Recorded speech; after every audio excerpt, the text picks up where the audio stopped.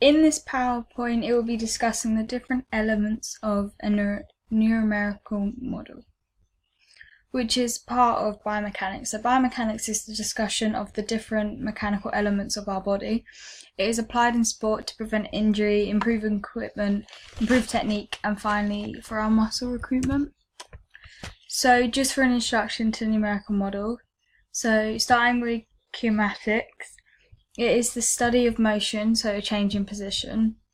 So it's a study of motion of a body or an object. Kinematics involves linear motion, which is in a straight line, curvular motion, which is in a curve, angular motion, which is around an axis or a torus. There's general motion, this linear and angular motion together. So finally you also have projectiles. So this is an object that is thrown in a certain direction or being projected off of the floor. Because kinematics in the study of motion, kinetics is forces involved in the movement of an object or the body. So kinetics involved forces, so this relates to the different Newton's laws. Numerical models are when you use numbers to represent a sporting performance. To generate a numerical model, you need to take into account the direction and magnitude.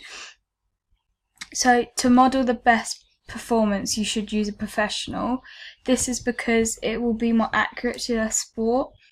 Also, numerical models are normally used in professional sports such as basketball. This is because you are able to tally down the different aspects of the game, such as the passes they make, which could include the successful ones, fails, as well as ones that are intercepted. You can also tally shots. This may include the opportunities we had as the opposition or vice versa. However, you can also use a variation of different models or even quality textbooks.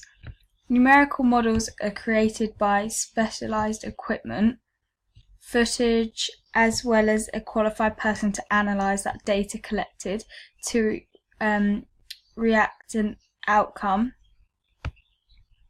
Starting with an evaluation of a numerical model, there are issues that are involved. These include the time it takes, a long time to set up the equipment in order to get the footage right. However, it also takes a long time just to go through one set of footage. For example, this may be a basketball game. So when doing a model, it is also expensive because it takes a lot of equipment that comes with a large price, as well as location is an issue due to the fact that you need the right amount of space in order to complete the model. Otherwise, you will end up with inaccurate results if you are squeezing a model into a small space. Finally, the last issue is knowledge. This is because just getting the equipment you need to be able to know how to use it, as well as how all of the technology to tally up the footage works. However, this is a good model to use for professionals because they are able to focus on their weaknesses and improve. This is helpful because the slightest bit of improvement in a game can help you win. Moving on to linear motion. With linear motion, there are certain different sections, starting with scalars and vectors. Scalar is a value that only has a magnitude, therefore how big, far, or fast an object is. However, vectors is a value that have a magnitude and direction, so how fast up or down an object is. Another section of linear motion is speed and velocity. So starting with speed is how quickly a body moves, so it is the rate of motion. Therefore this applies to players in basketball because they need to be able to use speed to sprint down the court in order to invade the ball. Speed is measured in meters per second. Velocity is how quick a body has moved in a reluctant direction. It is also measured in meters per second but in direction. So basketball players will also use velocity, and a biomechanist will need to analyse their velocity to see when during a game a player is the fastest, as well as finding out why that is. Therefore, a player needs to know their velocity in order to improve on the places their velocity is weak. So moving on to distance and displacement. In the next element, distance is the sum of all movements regardless of direction or its path. So it is the route taken added to a value. However, displacement is the difference between an object's final position and its initial position. Displacement also depends on direction, such as positive and negatives, northeast, southwest, as well as angles. For analysing a player, they would use distance over displacement, just because with distance you are able to see where they have been around the court and where they are the strongest positions, wise as well as invading. However, with displacement, it would also show where they start and finish, therefore doesn't lead to any conclusion or for any improvement. Acceleration is the rate in change of velocity. So acceleration is the change in one velocity to another. So basketball, that would refer to how quickly a defender reacts to a free throw. So from being stationary to chasing the ball. So therefore acceleration is measured in meters per second. So moving on, these are the different graphs that show the results for the 20-meter sprint. These graphs are based on my results. So based on my results, I decided to look at the acceleration, velocity and time over distance. So with the acceleration one, I found out that there was an incline. So from 0, that it inclined to 1.5 and then started to steady out to 2. However, it decreased to around in between 0.5 and 1. However, there was a massive incline to 3.5. So that's what I found out. There was general acceleration, however there was deceleration and then a steep acceleration at the last stretch of the sprint. Moving on to velocity, what I found out was that there isn't a dramatic difference. It mainly goes straight up in line with the time. So it mainly just goes, it is a steady incline here at 3 and 5 velocity. However, it starts to steady out, just going below 6 and then inclines again to 8. So it's kind of a straight line. It's just in between 3 and 4. There it starts to steady out, almost either plateauing, but doesn't quite get there. Moving on to my final graph, time over distance. So this shows that the distance and time are almost in line with each other. However, the distance line goes up in a straight line right there from 0 to 20, because that is the distance that we did the sprint from. However, the time right here, if you can see, from 0 up to around 7, it's a straight line, but then it kind of curves round back in to go around in line with the time. So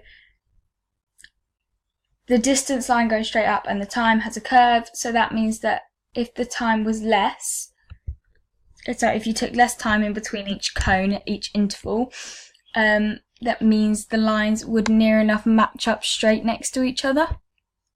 Okay, so moving on to force, there are 3 different laws of motion.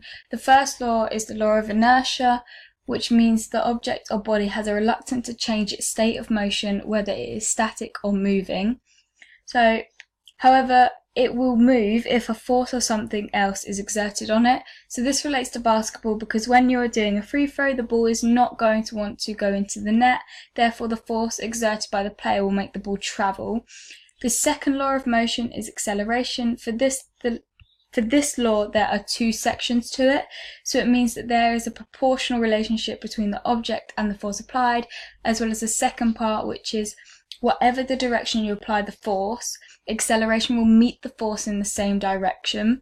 So in basketball, acceleration is used a lot, especially when the ball is being passed around to different players. The different players will apply different forces at different points in the game. So when passed a long ball, they will apply more force to make sure the ball travels far enough to reach the other player directly at their hands. And when doing a short, quick pass, little force will be applied.